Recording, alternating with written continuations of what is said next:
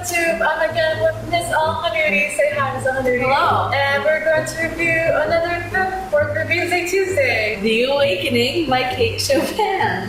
Yeah, the story of how I woke up today. Close, Yeah. but not quite. Okay. The Awakening is by the title of the book. It's an awakening, sexual awakening of a woman, but also beyond just her sexual awakening, it's her social awakening in a lot of ways, where she realizes her place in the way that she is perceived by people in society, and she decides she can't exist in that society. Okay, The Awakening. Look at this pretty cover. I really liked it. It was like my favorite cover of the whole year because it's so artsy and stuff and so like repressed. All those Oxford covers for it. Yeah, you can see all the repression.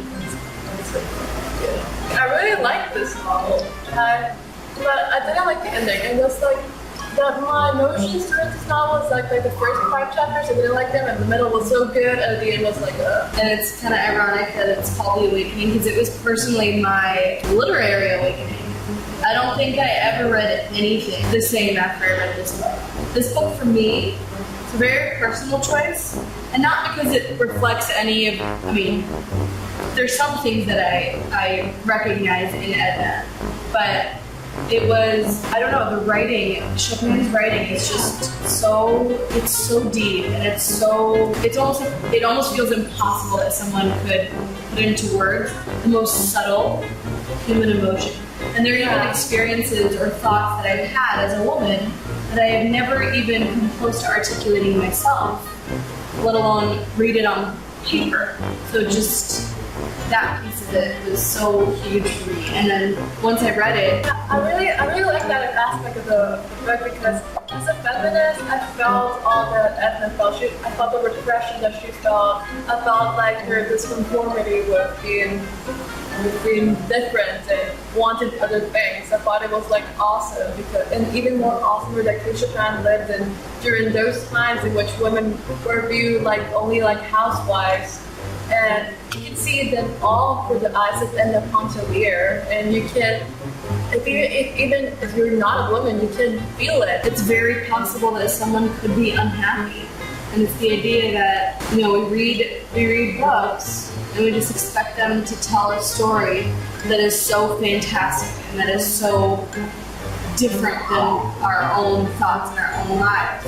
But she was different by all accounts. And not just because she was so rebellious and because she was what some people might perceive as a bitch, but because she was different even, personality-wise. Like, the way that she dressed, the way that she physically looked, there were things about her that were different. She tried to embrace them. I don't think she gave up completely right off the bat. I think it took a while for her to give up.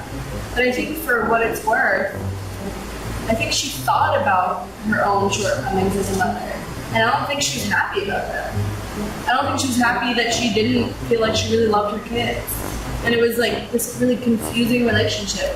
And I don't think leaving her kids, leaving her husband, and eventually the ending made her happy. I think she just didn't know herself and how to be with herself. I think that she decided to do all those extreme decisions because she didn't know what to do with herself. She thought that maybe that will make her happy. That she doesn't know what will bring her happiness anymore. And that's really sad that a human being is reduced to that.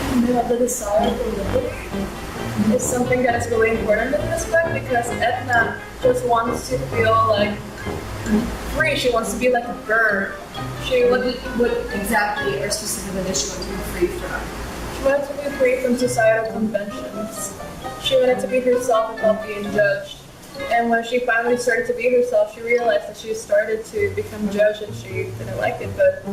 And she couldn't decide between living the life that she wanted or suffering the consequences.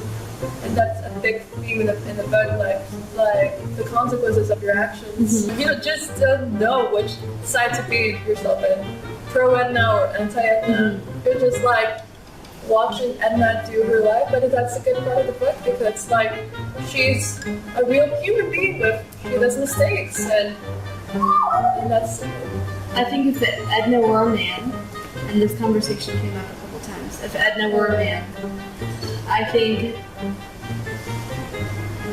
I don't know, like, if her actions were public, yeah, they'd be, get a slap on the wrist, but I still think it would not be a shock, and especially if a man expressed that he was unhappy with his wife, and he sought out another woman, even especially one with whom he had no emotional connection, it would be very normal or not that surprising. Actually, it was really normal during those times because a lot of men had affairs and went to prostitute houses and stuff.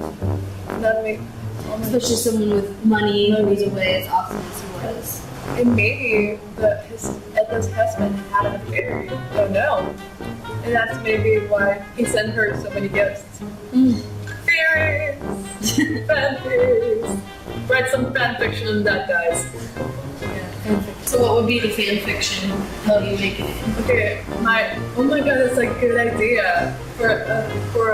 Okay guys, for the next Reviewsday Tuesday videos, I'm going to create a fan fiction for all the books that I read. Okay, my fan fiction, my crazy fan fiction for this book is that Edna comes back to life as a sea goddess. And then what does she do?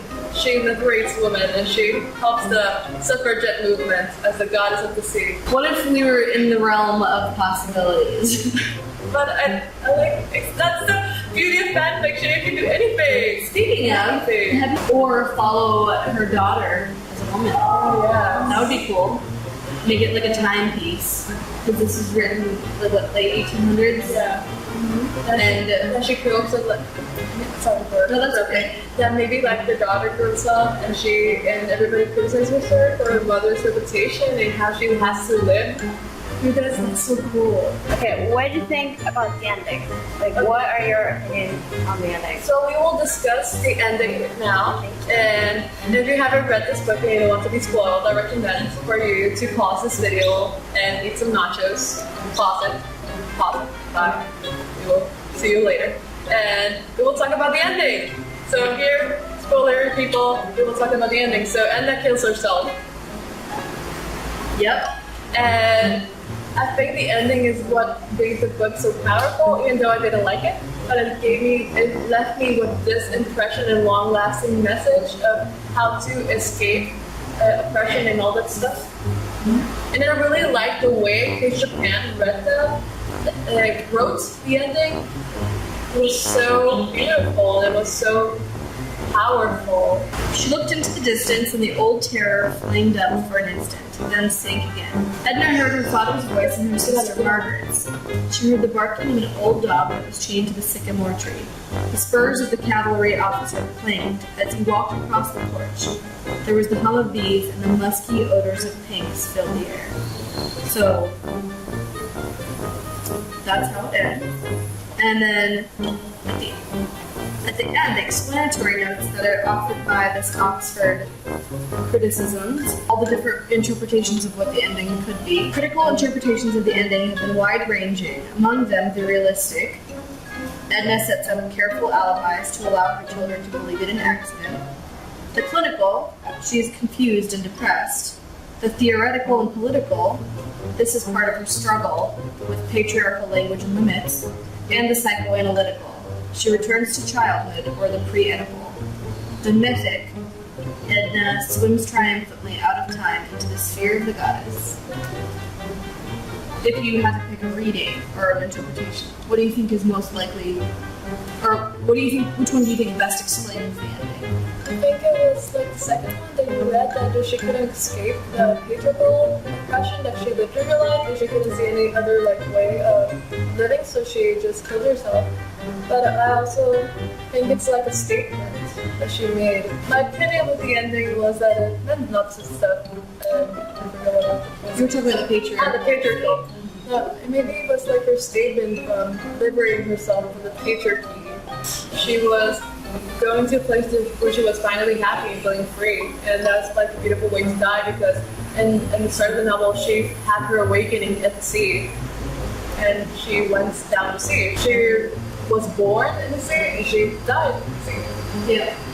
I think that's the best way to explain the ending. And I think color is such a big deal in this novel.